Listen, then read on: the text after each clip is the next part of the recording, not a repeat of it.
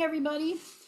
Isaac H. Solomon, MD, PhD, is an associate professor of pathology at Harvard Medical School and a neuropathologist at Brigham and Women's Hospital, where he also serves as an associate medical director of the Clinical Microbiology Laboratory, associate program director of the Franz von Lichtenberg Infectious Disease and Molecular Microbiology Fellowship, and as an infectious disease pathology consultant. Prior to his current position, he graduated from the Medical Scientist Training Program at Washington University in St. Louis School of Medicine with a doctoral dissertation on prion pathogenesis, and then completed anatomic pathology residency, medical microbiology fellowship, and neuropathology fellowship training at Brigham and Women's Hospital and Boston Children's Hospital. His primary research interests are centered on the diagnosis and pathogenesis of CNS viral infections, including SARS-CoV-2, HIV, and arbovirus encephalitis. He recently served as the president of the Binford Damen Society of Infectious Disease Pathologists and published the third edition of Diagnostic Pathology, Infectious Diseases. And I'm really looking forward to this talk.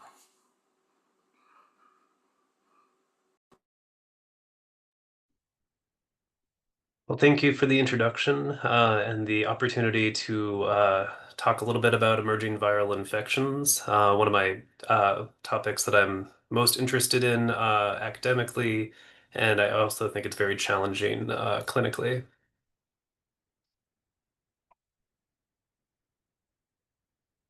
So I have no relevant financial relationships to disclose. And our learning objectives for this session are to name at least 3 emerging viruses that infect the brain, to describe the histological features associated with emerging and viral infections, and to choose appropriate ancillary testing to confirm a suspected case of encephalitis due to an emerging virus. So just so we're on the same page, let's talk about the definition of what an emerging infection is. And it's an infection with a recent increase or a potential increase for incidence in the future. It can be a completely new disease, so this could be a SARS-CoV-2 situation. It can be a disease that's new to or reappearing in an area, and this could be something like Zika virus, which was known for a while to occur in Africa but hadn't really spread much beyond that, or a disease that was previously eradicated due to vaccination that might be coming back. And then the third category is pathogens that have become resistant to antibiotics, which are kind of less relevant for viruses, but still do occur. So viruses and human disease, there are hundreds of viruses that can cause disease in humans. And this ranges in severity from primary local infections to disseminated and fatal disease. You can have reactivation following initial infections, and you can have oncogenesis of a subset of viruses. And viruses are classified by their genome structure, whether they're DNA or RNA based, single-stranded or double-stranded, their capsid symmetry and presence or absence of an envelope. And all of this causes a large amount of diversity in viruses, from the smallest, which are 7 or 8 kilobases in genome size, up to the extremely large pox viruses, which are 240 kilobases. And there are basically no conserved genomic elements across all virus types, which makes diagnosis a little more challenging. So focusing just on viruses that we know affect the central nervous system, there's the DNA viruses we're all very familiar with, including the herpes viruses and adenoviruses. There are a number of RNA viruses, including HIV, the enteroviruses, including polio, and then some other less common things can involve the CNS, including rubella, measles, mumps, influenza, and then as well as rabies. There's also a large group of RNA viruses, including a lot of arboviruses, which include 3 main groups: the Bonia viruses, flaviviruses, and toga viruses, and a few others. So how do we approach diagnosing infections? Starting from the clinical side, the clinical teams, whether they're neurology, infectious disease, or primary care, they'll start by doing every test possible to avoid collecting brain tissue. So there'll be serum and blood tests, and then maybe a CSF test.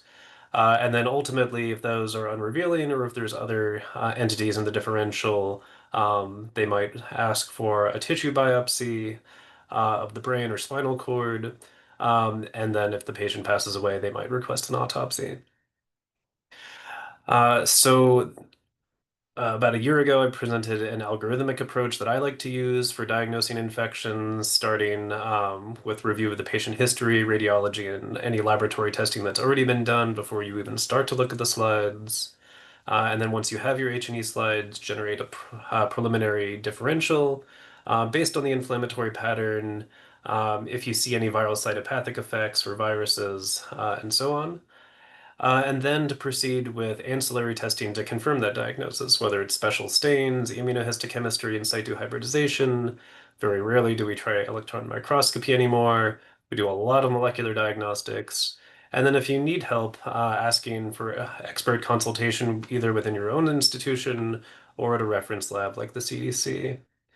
And then finally, once you get any additional ancillary testing to interpret that in the context of the patient's history, the histopathology, and any other testing to arrive at a final integrated diagnosis, similar to what you would do with the tumor after you get the molecular and methylation data and any other data. So just a brief reminder of what our neuropathological tools are. We have gross examination, which for a lot of viral infections can be unrevealing, but there are some cases that have demyelination or necrosis that can help. Your intraoperative frozen section and smear, if you are asked to do that for a particular case. And then your routine H&Es where you get about 80% of the information you're ever going to have from those slides. Special stains, immunohistochemistry, and in situ hybridization is becoming increasingly available. And then EM. So here's just an example in the top left picture of viral cytopathic effects of a polyomavirus infection. Here's an immunohistochemical stain highlighting virally infected cells. And then the bottom left, we have direct fluorescence antibody staining, which is not commonly used in hospital laboratories, but it's often used in public health laboratories for certain things like rabies, where you need to make a rapid diagnosis and you don't want to manipulate the tissue more than you have to. And then the bottom right is a viral culture, which is very rarely performed anymore due to the ready availability of molecular testing. And then the last thing that's particularly important for viruses is serologic testing, whether it's from blood or serum samples or from the CSF, and the detection of either an increase in IgM or the detection of, sorry, the increase of IgG or the detection of IgM. A lot of viruses within a group might have similar antibody responses, and there's a lot of cross-reactivity in IgM. So in a lot of those cases, it's important to confirm with a more specific test. So in talking about molecular testing, the two most important things are the specimen type and the assay type. So for specimen type, we can utilize fresh frozen tissue or fluids. And the advantages of that type of testing is it can be performed immediately after collection. But the disadvantages are there's an unknown organism distribution within the sample, and it's prone to contamination since you don't know what's in there. You don't know how relevant it is to the patient's symptoms. The other specimen type that's commonly used is formalin-fixed paraffin-embedded tissue. And the advantage of that is you can look at the H&E slides or other special stains and see if there's organisms or inflammatory patterns consistent with an infection. But the downside is there is some decreased sensitivity due to nucleic acid cross-linking, which makes the the sequencing reads a little bit shorter. And then the other important factor is the assay type, and this could be a single pathogen, which has high sensitivity, and you can usually automate this with rapid turnaround times, but you have to have a very high degree of suspicion to select the correct test in those cases. More commonly, people are using targeted panels for meningitis or encephalitis using CSF, and these are helpful because they conserve specimen volume. You can test for 15 to 20 common organisms using half a mil of CSF rather than individual tests, which might require 500 microliters to a mil individually. It does have some issues with sensitivity and specificity compared to a single pathogen test, and obviously it'll miss any unusual organisms that aren't on the panel. The final group of tests are unbiased tests, such as metagenomic next generation sequencing. And these come in a couple different varieties, but the general principle is that they can detect any non-human nucleic acids in a sample, which will detect novel or emerging pathogens. The disadvantages are you can get false positives because they're very sensitive and they'll detect any contaminating DNA or RNA. And it is most expensive in terms of monetary costs and with pathologist or other interpretation times because you have to manually interpret the data in a lot of cases. So we're going to move on to a few example cases. The first one is a 56-year-old man with a history of mantle cell lymphoma in remission on maintenance rituximab. He presented with rapidly progressing dementia of unknown etiology in the setting of persistently inflammatory CSF that was unresponsive to high-dose steroids. The MRI, which you can see on the right, showed slight ventriculomegaly attributed to atrophy, but was otherwise normal, so there was no targetable lesion to biopsy. And a broad infectious and paraneoplastic workup was largely unrevealing. So the patient was treated with intravenous immunoglobulins and a 2-week course of favipiravir, which is an inhibitor of viral RNA-dependent RNA polymerase. This was on a compassionate use basis. And there was no significant improvement, so the family decided to transition to comfort measures, and the patient passed away and consented to an autopsy. And as you can see here on the left, the external brain looks very unremarkable, and a slice of the brain on the right also looks very grossly unremarkable. However, histologically, we saw significant inflammation around vessels, significant lymphocytic inflammation in the leptomeninges, collections of lymphocytes and microglia around neurons in the cerebral cortex, a marked loss of Purkinje neurons in the cerebellum with Bergmann gliosis and maybe a little bit of hypercellularity or microgliosis in the molecular layer. More of these microglial collections around neurons at the hippocampus. It's a pretty widespread inflammation across the brain. And prior to the patient passing away, they did have a CSF sample that was analyzed by metagenomic sequencing, and it detected a California encephalitis virus that mapped most closely to Jamestown Canyon virus. And that particular virus has a three-segmented genome, a small, medium, and large, and it was able to detect reads from two of those three segments in the sequencing. So this autopsy was signed out as Jamestown Canyon virus encephalitis, and our supporting data was the metagenomic sequencing from the CSF. Unfortunately, the IgM testing was negative from the blood and the CSF, which was presumably due to rituximab treatment that was depleting the patient's B cells and blunting their ability to develop an antibody response. However, RT-PCR of the serum and of the paraffin brain sections was able to confirm the CSF results. And then after the case was signed out, we eventually developed some in situ hybridization staining, which showed scattered neurons that were positive. So what is Jamestown Canyon virus? It is a single-stranded RNA orthobunyvirus transmitted by mosquitoes, and it very rarely causes severe disease. There's only a limited number of reports of the histology, and it's been shown to have focal parenchymal inflammation, neuronal necrosis, neuronophagia, scattered glial nodules, and perivascular infiltrates with mild meningeal inflammation. So similar to what we saw in our case. Um, to diagnose this, you either need serology. You can use an LP to help you think about viral infections. And it has a broad differential, including other viral causes of encephalitis, including other arboviruses, herpes viruses, rabies, measles, adenovirus, etc. Um, and then also autoimmune encephalitis, lymphoma, and low-grade gliomas. And having lymphoma or low-grade glioma in your differential would be a good reason to get a biopsy if that was going to affect the patient's treatment.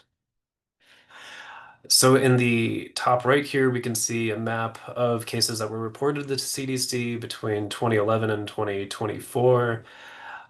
This is probably an underestimate of cases because a lot of people who get serologic testing for Jamestown Canyon virus get lumped together with other California group viruses and may not have a specific virus identified within that group. And you can see this mostly occurs in the Midwest and the Northeast, but there are a few sporadic cases identified elsewhere, including the Northwest and the Southeast. So a little bit more information about arboviruses and the CNS. Arboviruses are defined as arthropod-borne viruses transmitted through the bites of mosquitoes, ticks, sandflies, or midges. And then less commonly, but very important medically, they can be transmitted by blood transfusion, organ transplantation, perinatally, through breastfeeding, and through laboratory exposures. And there are actually dozens, if not hundreds, of arboviruses that can cause human disease. But primarily they're grouped into three genera or three families. The first one being flavivirus, or I think this is technically orthoflavivirus genus now, which is part of the Flaviviridae family. And this includes things like Powassan virus, St. Louis encephalitis virus, West Nile virus. The next group is alpha viruses and the Togaviridae family. This includes chikungunya, eastern equine, western equine, and so on. And then the third is orthobunya viruses, including California group, which includes Jamestown Canyon, La Crosse, and so on. So most arbovirus infections are asymptomatic or have mild febrile illness. So most healthy people won't even know that they have a arbovirus disease at all. But neuroinvasive disease can present multiple ways, including aseptic meningitis, encephalitis, or occasionally as acute flaccid paralysis. Diagnosis utilizing blood, CSF, or tissue requires isolation of virus, which we don't do very much anymore, as we mentioned. Detection of viral antigen by immunohistochemistry or in situ hybridization for nucleic acids, or detection of IgM or increased titers of IgG. So here are six arboviruses that we tend to see the most in the United States. West Nile virus is by common the most, by far is the most common. And this map shows any state that's had over 50 cases in this 20-year period, although there's some years where there's tens of thousands of cases, particularly in the mountain states. But you can get West Nile pretty much in any state in the United States, including Alaska and Hawaii. Other less common arboviruses, but still very deadly, are eastern equine, which tends to be more so on the eastern half of the country, and Powassan virus, which is mostly in the Northeast and the Midwest. La Crosse is in the Midwest, Southeast, and South. And St. Louis encephalitis virus is pretty much anywhere across the United States. And then Jamestown Canyon, as we already mentioned, Northeast and Midwest. So another arbovirus that you might have heard about recently in the news is Oropouche virus, which is endemic to South America, Central America, and the Caribbean. And there have been a few travel imported cases to the United States and Europe recently.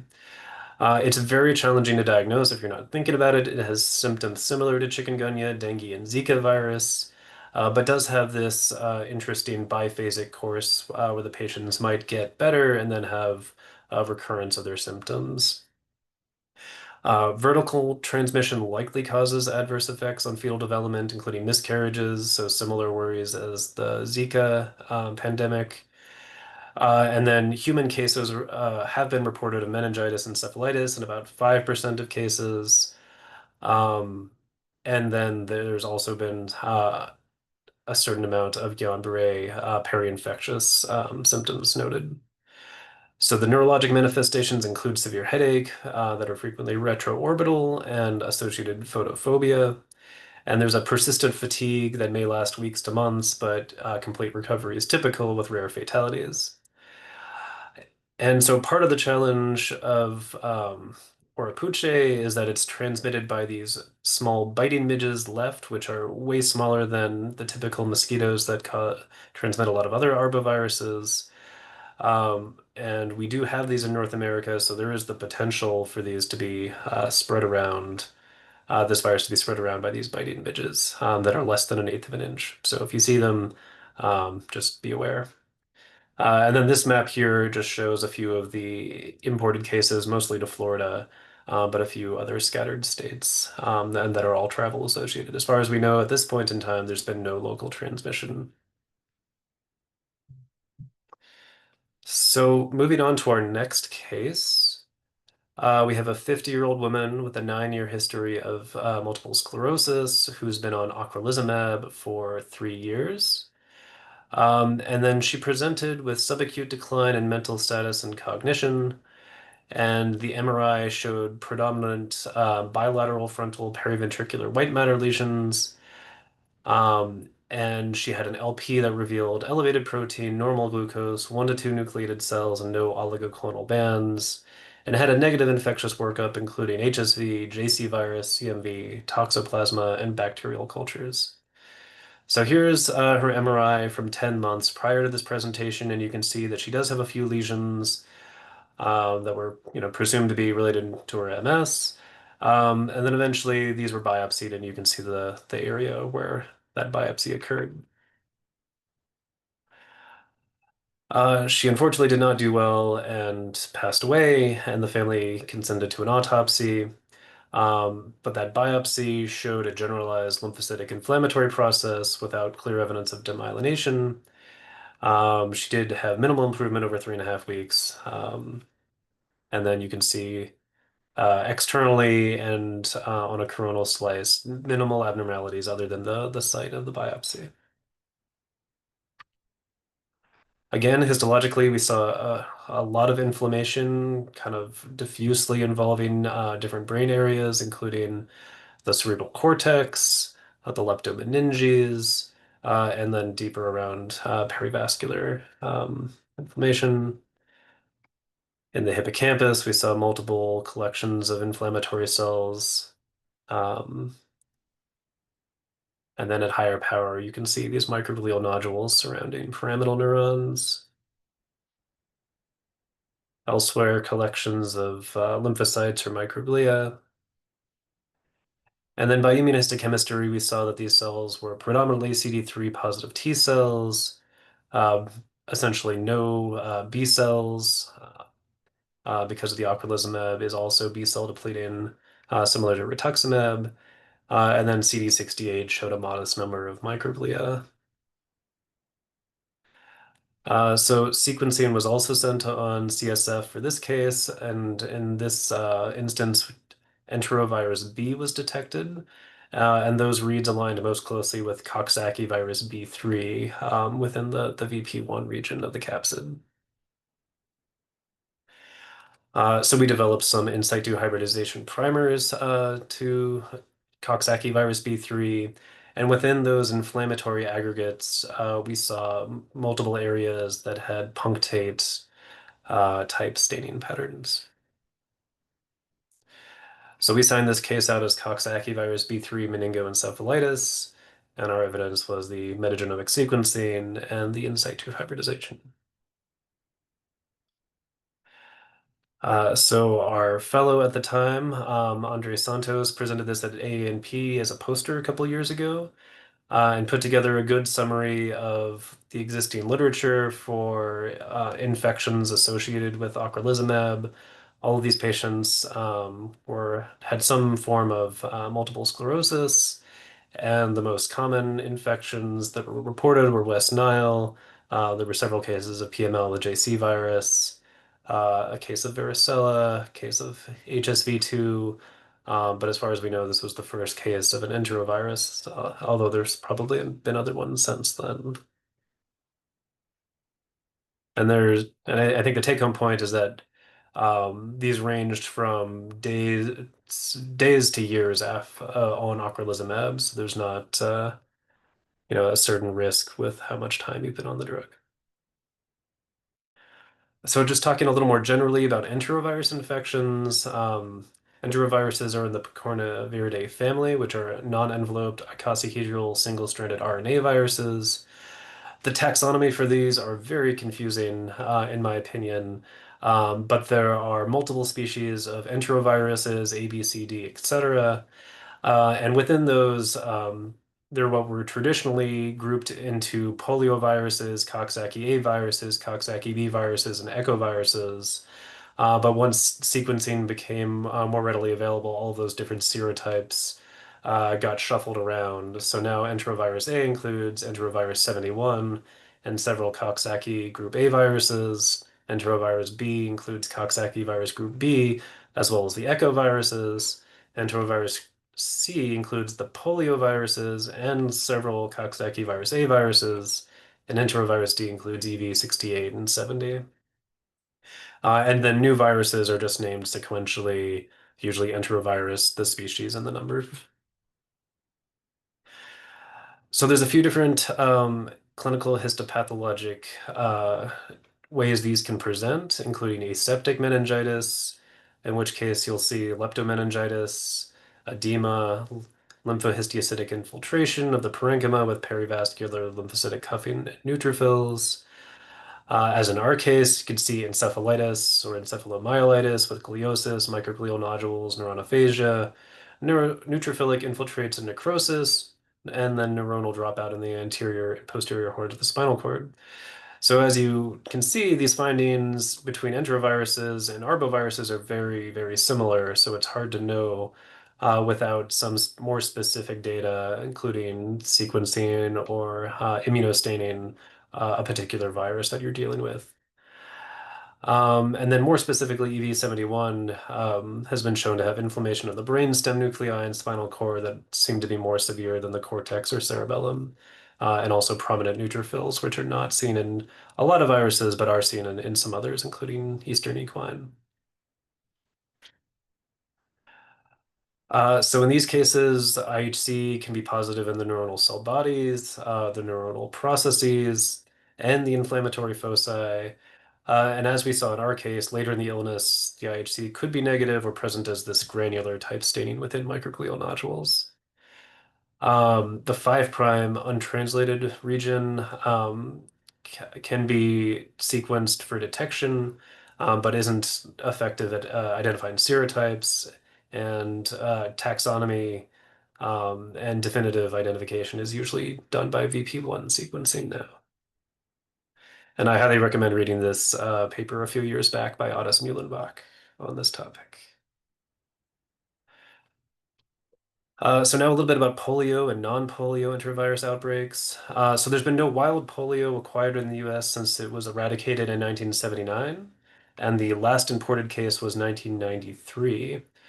So wild polio is referring to non-vax oral vaccine related strains, which now most of the time when we see polio, it's a mutated form of the vaccine. Hence, we stopped using the oral polio vaccine. Most infections from polio are asymptomatic, but 25% have Or self-limited flu-like polio. symptoms. Exactly. Could you please mute? Less than 1% have weakness or paralysis, and of patients have weakness or paralysis in their arms or legs, which can lead to permanent disability and death. And 25 to 40% of adults with childhood paralytic polio develop post-polio syndrome, which is 15 to 40 years later with progressive muscle weakness and joint or muscle pain.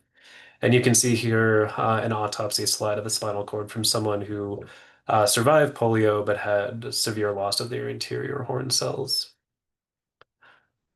And then you can see a recent map from the polio eradication initiative, which shows there's only 2 countries left that have wild polio, but there are many countries that have reported cases. And then as far as non-polio enterovirus outbreaks, there have been a few recent ones in the last several years, including Coxsackie virus A16, And this is the most common cause of hand, foot, mouth disease in the US. So it might be something that you've seen personally if you have small kids. Um, Coxsackie virus A6 caused a large outbreak of severe hand, foot, mouth disease in 2012, where a lot of adults also were infected. There's also Coxsackie virus A24 and enterovirus 70, which cause conjunctivitis. Echo viruses 13, 18, and 30, which have been associated with outbreaks of viral meningitis. And enterovirus D68, which has had outbreaks in 2014, 16, and 18, that also was associated with respiratory illness. And then while we're talking about vaccine preventable diseases, we'll just briefly touch on measles, which was declared eradicated from the United States in the year 2000. It is one of the most highly contagious viruses that we know of, where if you are non-immune and you are exposed to somebody who's infected, there's an 80% chance you will get infected, leading to large clusters of cases when these do occur in non-immune populations. The harrowing consequence of this is that 1 to 3 children who are infected out of 1,000, will die due to respiratory or neurologic complications. And there are 4 types of CNS involvement that have been described. The first being primary measles encephalitis during the rash phase. And this affects 1 to 3 per 1,000 individuals. And in this case, it infects endothelial cells, leading to edema. There's the acute post-measles encephalitis, 2 to 30 days after the initial infection. And this is about 1 in 1,000. And this is thought to be immune-mediated demyelinating reaction.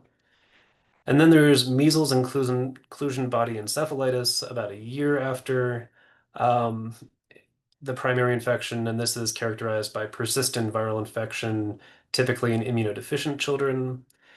And then the manifestation that we're probably most familiar with at this point, based on when measles was eradicated, is subacute sclerosing panencephalitis, which occurs 7 to 10 years after infection, but it can be variable. And it occurs in 1 out of 25,000 infected individuals. And this results in atrophic lesions in gray matter, periventricular white matter and brainstem, resulting in coma and death, with these very characteristic eosinophilic intranuclear inclusion bits within neurons and glial cells. And there was a case presented at AANP a couple years ago, and it seems like this comes up every 10 to 20 years. And then this map in the top right are the measles cases that have been reported as of a few weeks ago to the CDC. And you can see the large cluster in Texas and also in New Mexico. All right, moving on to our third case. And this is a 30-year-old man who presented with confusion, nausea, and fever. Started on ceftriaxone, vancomycin, and acyclovir for meningitic coverage. CT and MRI showed diffuse cerebral edema, but no focal lesions. He did have a positive HIV screen, was found to have a CD4 count of 424, so not great, but not horrible, and a viral load of 182,000 in his plasma, and then a CSF HIV viral load of 586,996 copies per mil.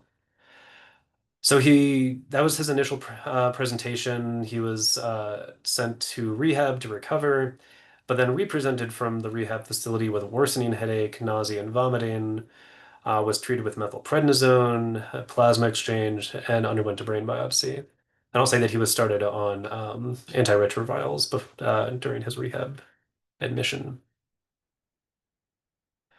So the brain biopsy showed marked leptomeningeal inflammation, and perivascular inflammation, very large collections of T cells or lymphocytes around blood vessels, and then just sort of diffuse hypercellularity in the surrounding tissue, other blood vessels with perivascular lymphocytic inflammation, and then just a little bit higher power.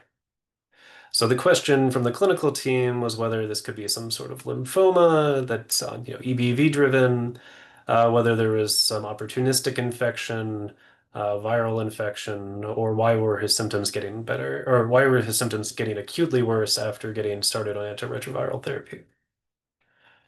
So we did some basic immunohistochemistry and saw a large number of CD8 positive T cells, a few scattered CD4 positive T cells, a few CD20 cells, so not a lymphoma, or at least not a B cell lymphoma, and then a lot of CD68 positive microglia. Based on the lack of identifying any other infections, including nothing from metagenomic sequencing other than the expected HIV-1, we were ended up with the sort of descriptive diagnosis that is actually a clinical pathologic entity, termed CD8 positive encephalitis. We did attempt to look for HIV in the brain tissue, but were unsuccessful. So even though it was present in the CSF, it wasn't producing the classic multinucleated giant cell encephalitis that you see with HIV encephalitis. So there are a few HIV CNS sequelae that are due directly to HIV and not to opportunistic infections. The first two are clinical psychologic entities that don't have great correlates for histopathology. And these include HIV-associated dementia and HIV-associated neurocognitive disorders or HAND. And these have non-specific findings that may include microglia, perivascular inflammation, but there's really no consistent features that can be used to help make those diagnoses histologically. HIV encephalitis, however, has the characteristic multinucleated giant cells that were originally confused with measles before HIV was recognized. You can have demyelinating leukoencephalopathy lesions, and then the CD8 positive encephalitis, which we'll talk a little bit more about, which was well described in a couple of papers in 2013 from the group in France. And this is characterized by rapidly progressive subacute encephalopathy. The biopsy shows encephalitis with diffuse perivascular and intraparenchymal infiltration by CD8 positive T lymphocytes, as you might expect from the name. It can be associated with myelin loss. There's a little bit of axonal damage. There can be weak HIV P24 expression, and then it's negative for other pathogens. And overall, this is thought to be part of the spectrum of immune reconstitution disease, where you get a very robust CD8 positive response with the cytotoxic lymphocytes that may cause harm through escalation of this smoldering infection or smoldering infection or immunopathological reaction in a mechanism that could be related to ADEM.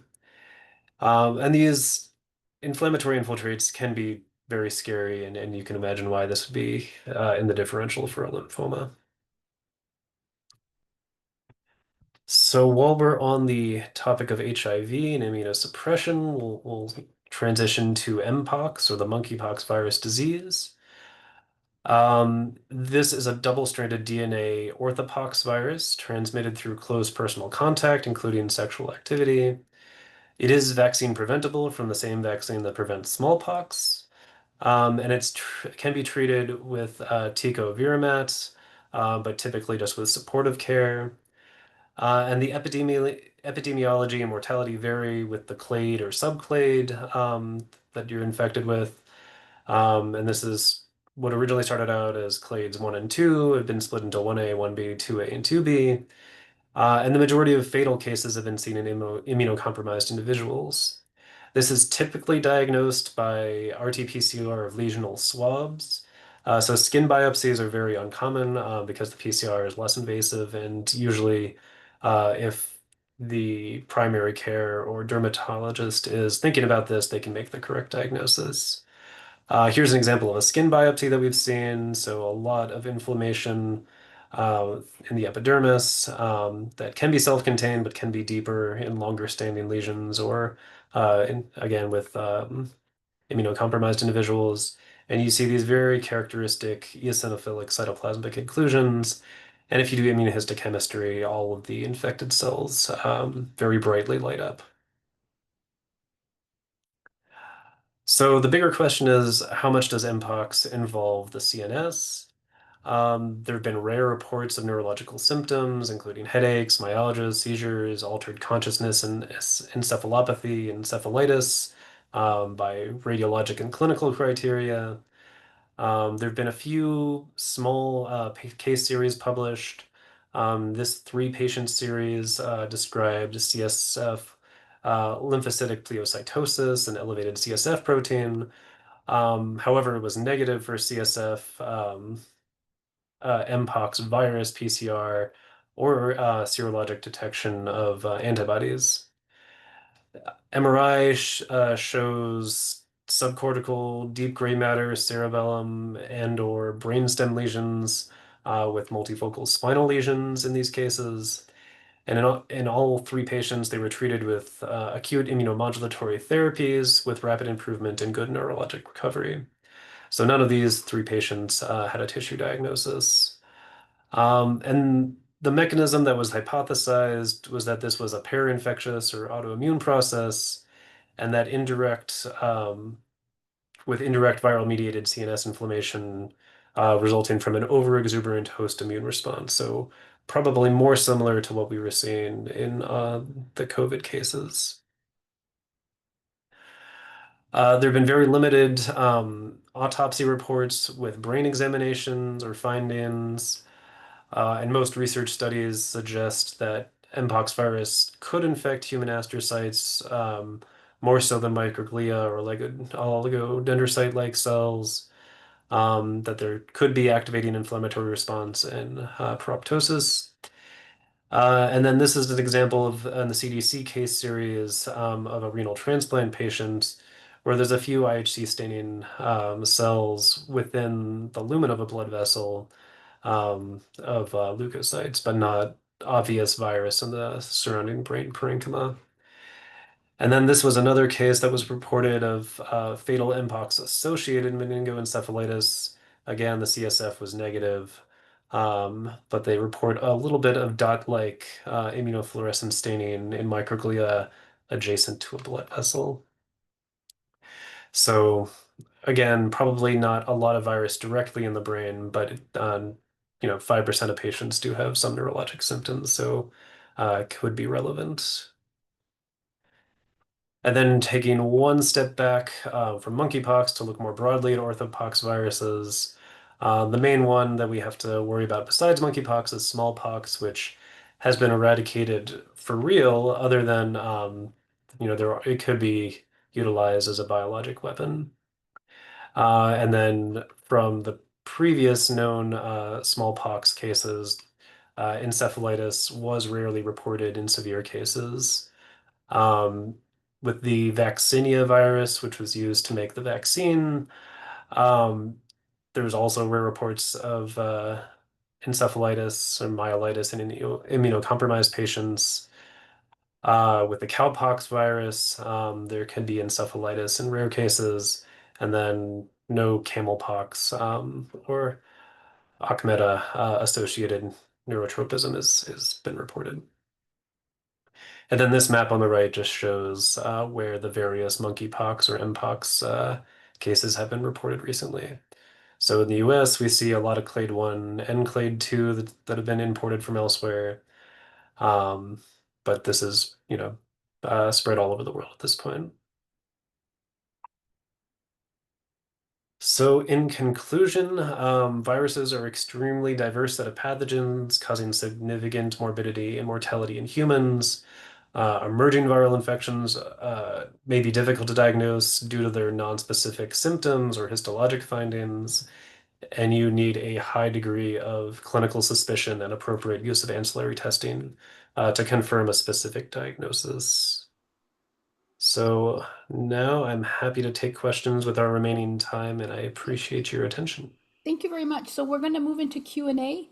You can submit your questions via the chat box or unmute to ask a question. When submitting via the chat box, please make sure you send the message to everyone so that we can all see it. And to unmute, select the microphone in the lower left corner. And after you've asked your question, please remute to avoid background noise. So I'll give people a minute to ask questions. So I have two questions for you. Are there antivirals for any of the different measles stages? And then the other question is, it seems like we're using AI on H&E slides for everything. Are there AI on infectious slides being used? Or are you studying that? Yeah, so that's a great question. So with the caveat that my expertise is in diagnosis and not treatment, I'm not aware of any effective antiretroviral or I'm sorry, antiviral drugs for measles. But again, that's not my area of expertise. And then as far as AI goes, there's nothing that's currently being used for diagnosis. But there's definitely a lot of interest in using AI to help diagnose viral infections. Um, and I don't know if anybody has found a good algorithm yet to identify specific viruses that don't have viral cytopathic effects. So for instance, it would be a lot easier to design something to detect polyomavirus inclusions and rabies virus inclusions than to be able to definitively identify Jamestown Canyon, just because the histologic features are very nonspecific. Whether you can effectively design something to tell you it's autoimmune versus viral, that would be really helpful to know if, there is an answer that can be found.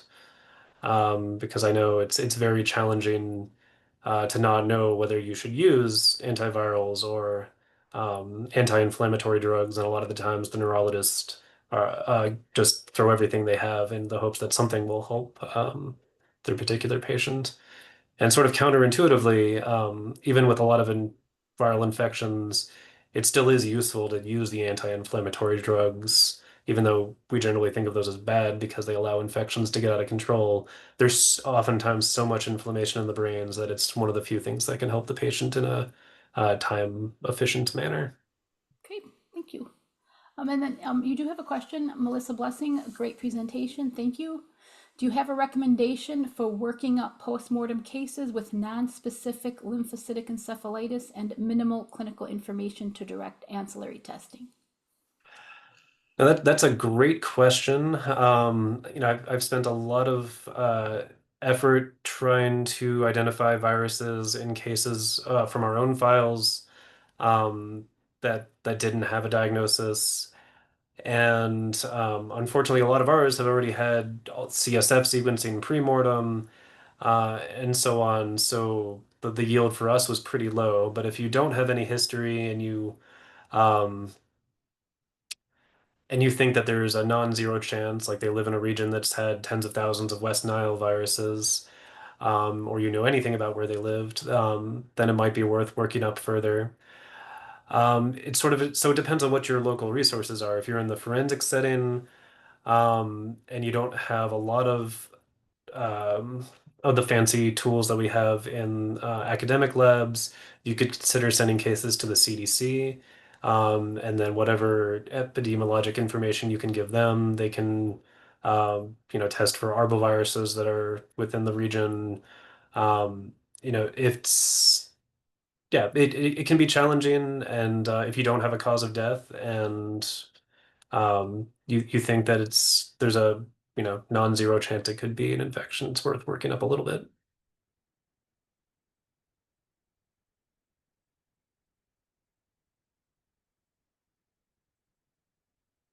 Then, can you see the questions? Do you want me to read them out loud? They're easier. No, I can see You this can one. see. Okay. So from Murat Goptan, it says, thank you for the presentation.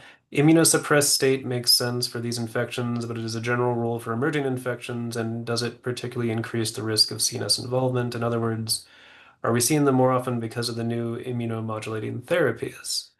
Yeah, that's a great question.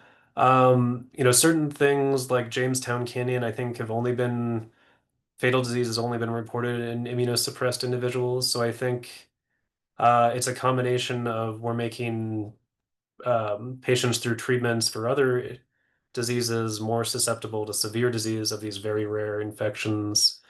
But there's also new infections that are being spread around. So monkeypox wasn't spreading in the US before, and now it is. So it's a combination of everything. So um, think we tend to see the most severe disease in the immunosuppressed, and they might be the first ones that we recognize the potential for neuroinvasive disease as well. When things are very rare, they only affect immunocompetent individuals. We might not see the worst case scenario.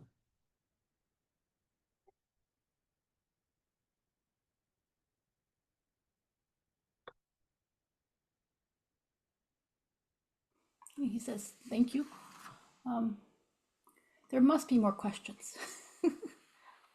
See, there was a little discussion about midges from Yeah. Mark Cohen in Cleveland and Aaron Gleckman in Miami about which midges bite and which don't. So I guess that might affect whether you want to visit Cleveland or Miami. Okay, since you're begging for questions, I'll ask one more. Yeah, thanks again. Yeah, it caught my attention that the first two cases, at least, despite being just as widespread and severe involvement, did not have the, the cardinal findings of inflammation as the third case.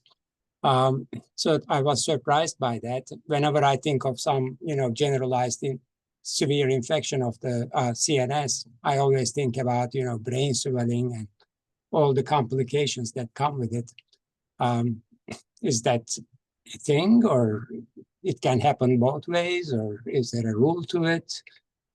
Um, Yeah, that's an interesting question, and I think it also depends kind of on the time course of when the biopsy and autopsy are done. Mhm. So in the third case, it was a biopsy during the very acute phase of the patient's present or representation, whereas the two autopsies were, weeks to months after the initial event, after the patient had a lot of IVIG and other immunomodulatory therapy.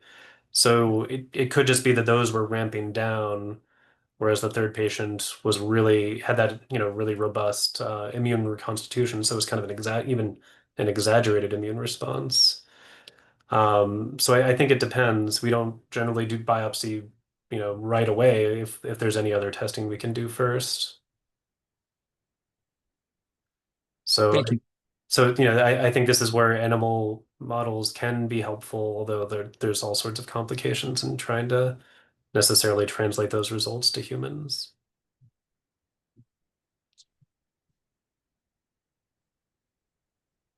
Yeah, I recently had a West Nile virus case autopsy in an older person, 90 something years old. And it was widespread and severe, and it didn't have any swelling or anything. And she was in and out of the hospital for the last 1 month. And but she also had severe Alzheimer's disease, and Mm. what killed her was a CAA related hemorrhage. I don't know if she was going to get better with that kind of inflammation, but so I guess that old age also is considered some sort of an immunocompromised state in a way. Yeah, I agree that I think that makes sense. I think a few years ago when there were the large number of West Nile cases in Arizona, I think there were some ICUs that had 20 infected patients at a time, and I think most of them got better. Um, and it was very rare that people would pass away, and I think it was generally older or the very immunocompromised. Thank you very much. Then I have one more question. Of the things you discussed today, what do you think is important for like a second or third year medical student to know? Um, well, I think all of it's important. But I think knowing that sort of the key features that would push you towards an encephalitis knowing that microglial nodules are very helpful, that they're seen in most viral encephalitides, but they're not specific, that you could see them in things like Rasmussen's encephalitis or autoimmune encephalitis. So microglial nodules, very, very suspicious, but not specific. Um, and let's see what else. I would say have a low threshold to ask for metagenomic sequencing, because in many of our cases, that was the first and best clues to what was actually going on. Because it's not necessarily practical to have 100 different immunostains or 100 different in situ hybridization stands. And if you need if you want to make decisions in a clinically reasonable time frame, it's hard to send off tissue to a reference lab like the CDC, and which often requires input from state health departments. So by the time you get a definitive result back, your window for preventing irreversible neuronal loss has passed in a lot of those cases. So, if you can do CSF testing with a few day turnaround or a week turnaround, that would be far better. I was gonna say, like, those RNA in situs you showed are very lovely, but that's just a probe you're making in your own lab. I mean, or how do you get those? So those are custom design ones that we use RNA scope for through ACD. So if they'll let you upload whatever sequences you want, and they'll help you design probes, or they'll take your probe targets. What's Um, ACD? ACD? yeah. No, but what is that? Oh, Advanced Cell Diagnostics. They're the company that will that sells the RNA And scope those are kit. the ones, that's what you were showing us? Because they look lovely. Yeah. Okay. Okay. Yeah, and there's options to do immunoperoxidase, or do a red chromogen, or to do immunofluorescence, and you can multiplex it as well. And then what was the time period for that?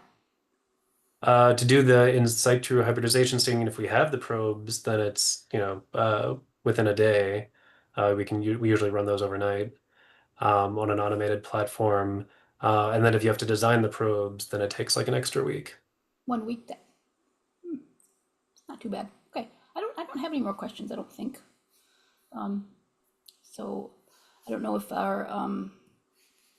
Ashley wants to close out the meeting, or do you have anything else Sure. to say? Oh yeah, go ahead, Ashley. Yeah, thank you again for joining AANP's Teaching Rounds presentation. We would ask that you take a few minutes to complete a short evaluation. Completion helps ensure accurate reporting to the accreditation board. A link to the evaluation will appear on your PathLMS screen upon the conclusion of the Zoom meeting, or you can navigate back to the main course and select the evaluation option. Once you have completed the evaluation and selected your credit amount, please then select the appropriate certificate based on your credentials. The PowerPoint slides and recording will be posted to the AANP website in the next week. Thank you again to Dr. Solomon for an excellent presentation. This concludes the session for today. Thank you. Bye, everybody. Thank you.